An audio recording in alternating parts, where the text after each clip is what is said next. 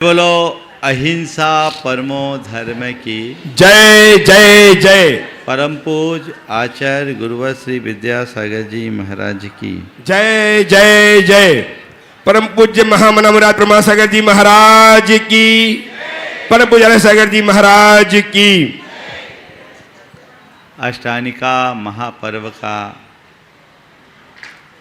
यह भव्य समापन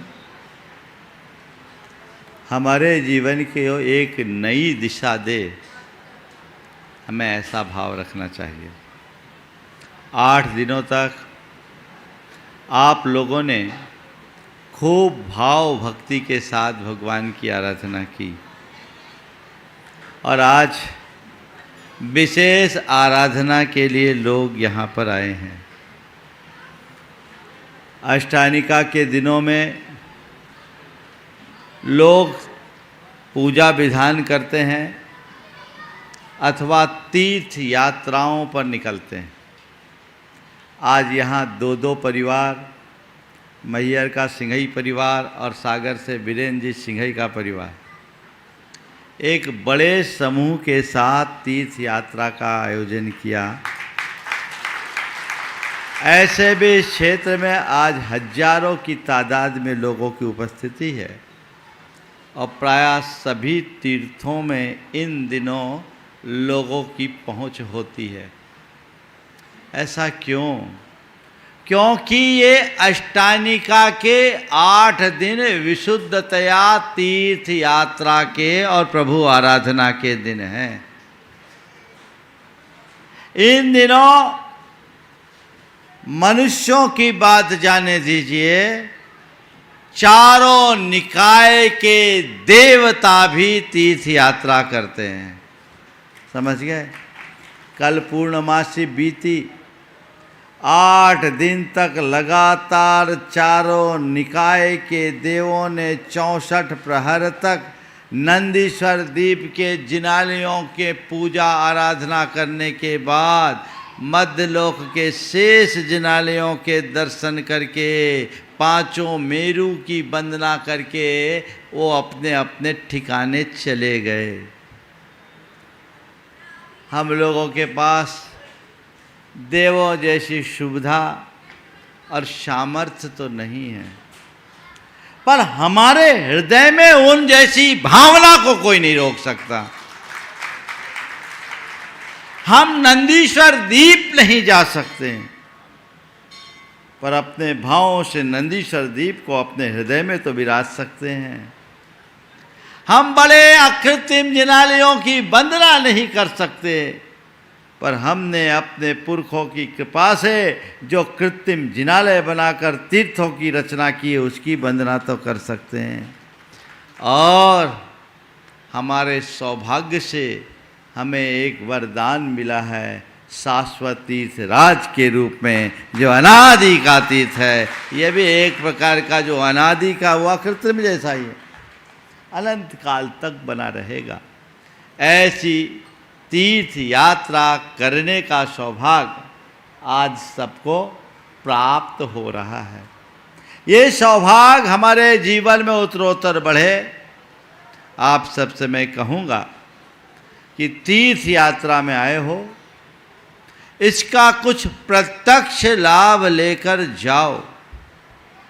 शिखर जी आए, किस लिए आए? बोलो। सबको लेकर आए, किस लिए आए? बोलो वीरेंद्र जी। पुण्य कमाने के लिए आए। कितना पुण्य कहाँ बटोर के ले जाओगे पता नहीं। यहाँ से जाओगे तो बाजार से क्या क्या खरीदे ये जरूर दिखेगा, वही तुम भेंट भी करोगे। पुण्य कितना कमाए शायद नहीं दिखेगा। 4 दृष्टियाँ होती है।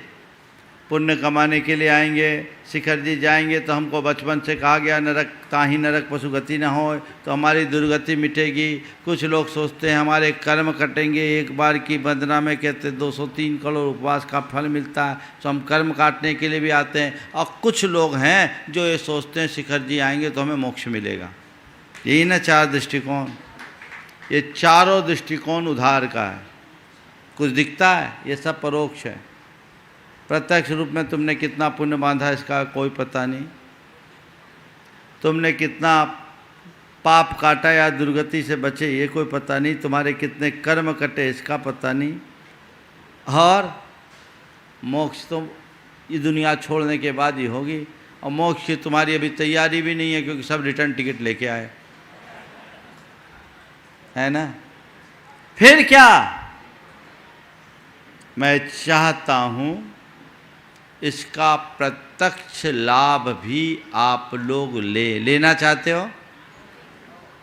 पहला लाभ, देव शास्त्र गुरु के प्रति श्रद्धा में प्रगाढ़ता, धर्म श्रद्धा में वृद्धि।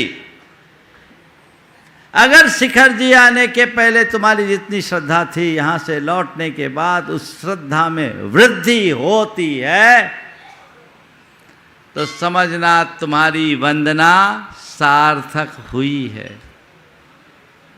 दूसरा लाभ, अहो भाव की वृद्धि।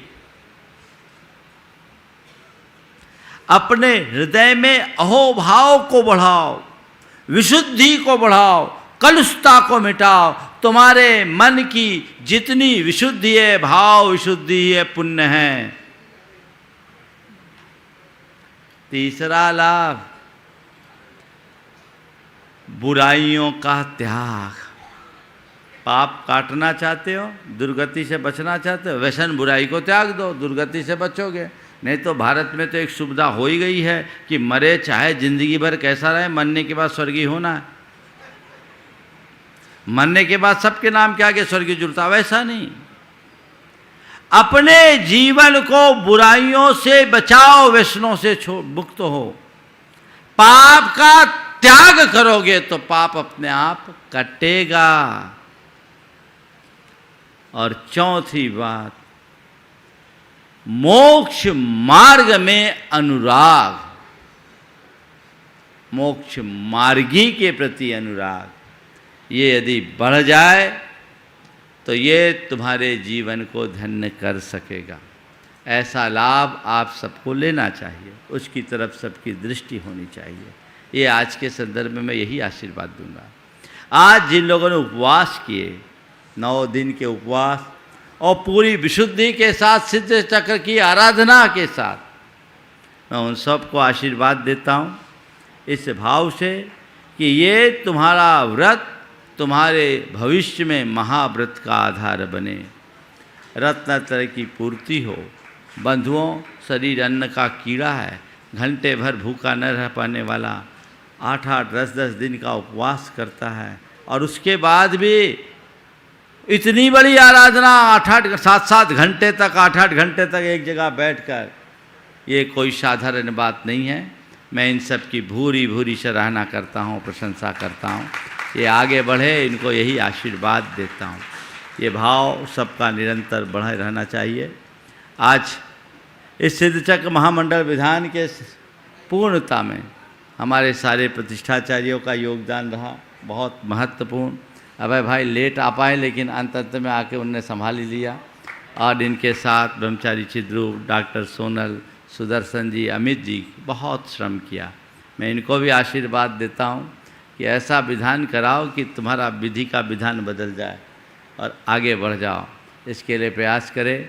कल मैंने सबको आशीर्वाद दिया था, एक छूट गए थे, बाद में मुझे ख्याल आया। वो इसलिए कि अभी सामने उपस्थित नहीं दिखे। गया की टीम पूरी इस पूरे के पूरे आयोजना की पृष्ठभूमि में उनकी महत्वपूर्ण भूमिका रही। मैं गया की टीम को भी आशीर्वाद दूंगा, खासकर डब्बू काशलीवाल, नरेंद्र सेठी, राजेश और अनिल बाबा और प्रणव अजमेरा, अन्नू, ये जो टीम बहुत तत्परता के साथ इस पूरे के पूरे महोत्सव, बल्कि सभी महोत्सवों को संपन्न करने में अपनी महती भूमिका निभाई है। मैं उनको आशीर्वाद देता हूँ। और ललितपुर में कल भी मैंने उल्लेख किया था, प्रमाण सागर सेवा संघ और पंकज का नेतृत्व, आज खुद अस्वस्थ होकर के भी एक बार उनके लिए करतल ध्वनि जरूर होना चाहिए। अपने शरीर की परवाह किए बिना किस तत्परता के साथ जुटकर उनने काम किया, वो सभी के मन को जीत लेने वाला है। मैं उन सबको आशीर्वाद देता, सबको जितने भी भोजन आवास आदि की पूरी व्यवस्थाएं सारी टीम ने की, सबको मैंने आशीर्वाद दे दिया। ये तो एक परिशिष्ट था, इसलिए मैंने आज बोल दिया। हाँ, और हाँ, गुणायतन की ओर से पूरी टीम को मैंने कल आशीर्वाद दिया था। सेवायतन के कैलाश जी की भी बड़ी भूमिका रही है, मैं उनको भी आशीर्वाद देता हूँ। आज एक विशेष उल्लेखनीय बात मैं करूँगा। हमारे जैन जगत के एक महान विद्वान हुए डॉक्टर रतन चंद जी जैन भोपाल। उन्होंने जीवन भर जिनवानी की सेवा की। 10 सालों तक जिन भाषित की उनने जिन भाषित का संपादन भी किया। आज और जैन धर्म का जैन धर्म और यापनी संप्रदाय उनका ऐसा महाग्रंथ जो जैन धर्म के इतिहास को सदियों सदियों तक सुरक्षित रखेगा। उसने जैन धर्म के इतिहास के कई अछूते पहलुओं को खोला। पंडित जी का मुझसे व्यक्तिगत बहुत जुड़ाव था। गुरुदेव के सानिध्य में सन 2001 में जब कुंडलपुर महामहोत्सव हुआ था तो उनके कृत्यों के लिए उनका सार्वजनिक अभिनंदन भी हुआ था। वे एक श्रावक पंडित तो थे ही, एक श्रावक भी थे और बड़े उदार मना दानी व्यक्ति थे। आज पिछले 2 साल पहले जब हम भोपाल प्रवास में थे तो हमारे हाथों से एक मंदिर का शिलान्यास भी उन्होंने कराया था, जो उनके बेटों अनुपम और दूसरे भाई का नाम मैं नहीं जानता, अनिमेश, इन परिवार के द्वारा स्थापित किया गया अपने परिसर में एक भव्य मंदिर का। और हर कार्य में आगे रह करके जुड़ करके काम करने की उनकी भावना रहती थी, जो पिछले 1 मार्च को उनको बड़े उत्तम परिणामों के द्वारा मेरा संबोधन भी उनके पास गया। एक प्रकार की समाधि उनकी हुई, पूर्ण आत्म जागरूकता के साथ, सब जीवों से क्षमा याचना करते हुए, सर्व परिग्रहों का त्याग करते हुए। उम्र को तो कोई नहीं रोक सकता, उनकी जाने की बारी थी, वे चले गए। पर मुझे इस बात का फक्र है कि जीवन भर जिनवानी की सेवा करने वाला जिनवानी का प्रसाद पा करके गया है, खाली नहीं गया। ये उनके जीवन की बड़ी महानता थी। वो व्रती थे, जीवन भर निष्प्रह वृत्ति के साथ उन्होंने स्वाध्याय कराया। आज उनका पूरा परिवार यहाँ पर उपस्थित है, उनकी धर्मपत्नी भी हैं और पूरा परिवार। मैं चाहूँगा एक बार वो मंच पर आ जाए।